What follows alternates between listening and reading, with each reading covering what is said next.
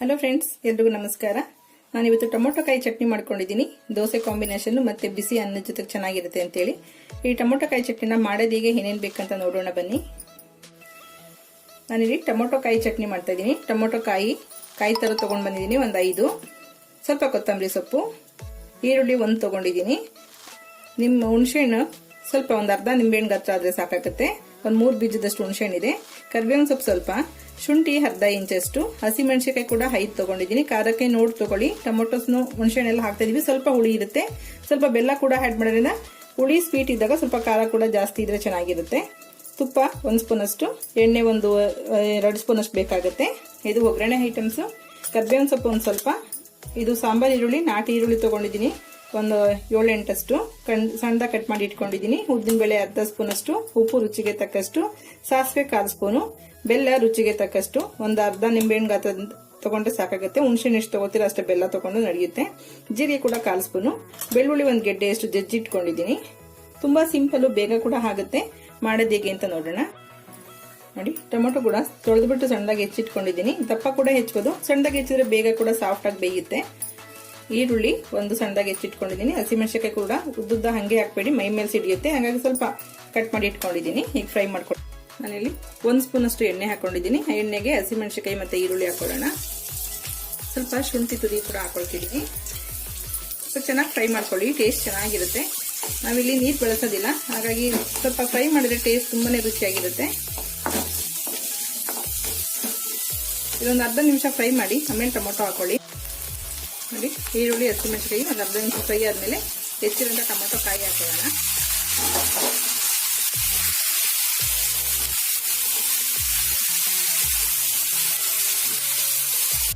Tomato ಸ್ವಲ್ಪ soft ಆಗಲಿ ಅಂತ ಉಪ್ಪು ಹಾಕೊಳ್ತಿದ್ದೀನಿ. ಇವಾಗಲೇ ಹುಣಸೆಹಣ್ಣು ಕೂಡ ಹಾಕೊಳ್ತಿದ್ದೀನಿ. ಹಾಗೆ ಸ್ವಲ್ಪ ಕರಿಬೇವಿನ ಸೊಪ್ಪು ಕೂಡ ಹಾಕೊಳ್ತೀನಿ. ಸ್ವಲ್ಪ ಕರಿಬೇವಿನ ಸೊಪ್ಪು ಒಗ್ಗರಣೆ ತಗೊಂಡಿದ್ದೀನಿ. ಇದು ಕೂಡ ಚೆನ್ನಾಗಿ ಫ್ರೈ ಆಗಲಿ ಟೊಮೊಟೊ ಕಾಯಿ ಜೊತೆ. ಟೊಮೊಟೊ ಕಾಯಿ ಸ್ವಲ್ಪ ಸಿಪ್ಪೆ ಬಿಡೋಷ್ಟು ಸ್ವಲ್ಪ ಫ್ರೈ ಆದರೆ ಟೇಸ್ಟ್ ತುಂಬಾನೇ ಚೆನ್ನಾಗಿರುತ್ತೆ. ಇದರಲ್ಲಿ 2 ತರ ಮಾಡ್ಬೋದು. ಇದನ್ನೆಲ್ಲ ಫ್ರೈ ಮಾಡಿ ರುಬ್ಬಾದ್ಮೇಲೆ ಒಗ್ಗರಣೆ ಹಾಕೊಂಡು ಕುದಿಸ್ಕೊಳ್ಬೋದು, ಅಥವಾ ಒಗ್ಗರಣೆ ಹಾಕಿ ಹಾಗೆ ಕೂಡ ತಿನ್ಬಹುದು.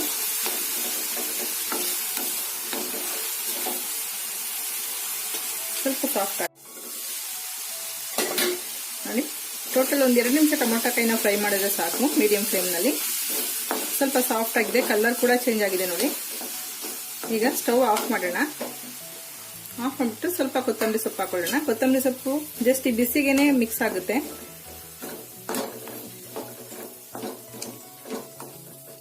ಸ್ವಲ್ಪ ತಣ್ಣಗಾದ್ಮೇಲೆ ನೀರು ಹಾಕ್ತೇನೆ. ನುಣ್ಣಗೆ ಪೇಸ್ಟ್ ತರ ನುಣ್ಣಗೆ ರುಬ್ಕೋಬೇಕಾಗುತ್ತೆ. ನೋಡಿ, ಚೆನ್ನಾಗಿ ತಣ್ಣಗಾರಿದೆ. ಈಗ ಎಲ್ಲ ಒಂದು ಜಾರ್ಗೆ ಹಾಕೊಂಡು ನುಣ್ಣಗೆ ರುಬ್ಕೊಳ್ಳೋಣ. ಇದರಲ್ಲಿರೋಂಥ ತೇವಾಂಶನೇ ಸಾಕಾಗುತ್ತೆ, ನೀರು ಹಾಕೋದಿಕ್ಕೆ ಹೋಗ್ಬೇಡಿ.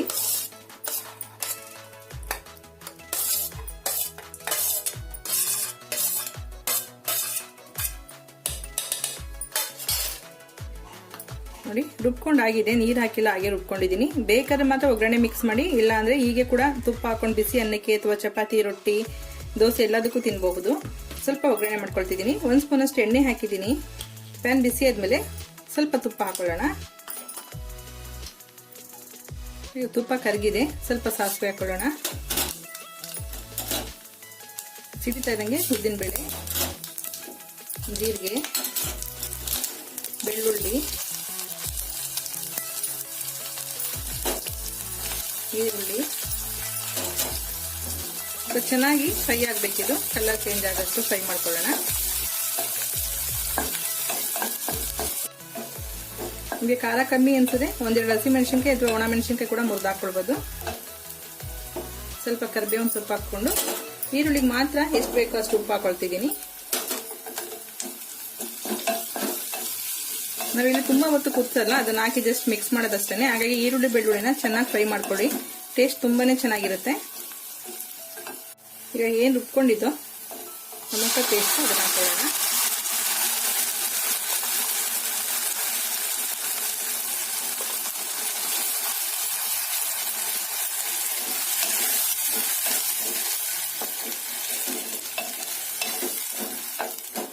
ಸ್ಟವ್ ಸಿಮ್ ಮಾಡ್ಕೊಂಡಿದ್ದೀನಿ.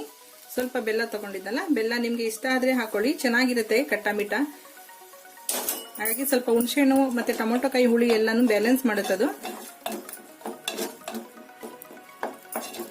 ಸಿಮ್ನಲ್ಲಿ ಒಂದು 2 ನಿಮಿಷ ಕುದಿಸ್ಕೊಳ್ಳಿ ಸಾಕು. 1 ನಿಮಿಷ ಕುದಿಸ್ಕೊಳ್ಳಿ ಸಿಮ್ನಲ್ಲಿ ಸಾಕಾಗುತ್ತೆ. ಎಲ್ಲ ಬೆಂದಿರೋದ್ರಿಂದ ಹಸಿ ಏನೂ ಇರಲ್ಲ, ಜಸ್ಟ್ ಮಿಕ್ಸ್ ಆದರೆ ಸಾಕು ಇದು ಚೆನ್ನಾಗಿ. ನಾನು ಟೊಮೊಟೊ ಕಾಯಿ ಚಟ್ನಿ ಜೊತೆಗೆ ದೋಸೆ ಮಾಡ್ಕೊಂಡಿದ್ದೀನಿ. ತುಂಬಾನೇ ಚೆನ್ನಾಗಿದೆ, ದೋಸೆ ಜೊತೆ ಒಳ್ಳೆ ಕಾಂಬಿನೇಷನು.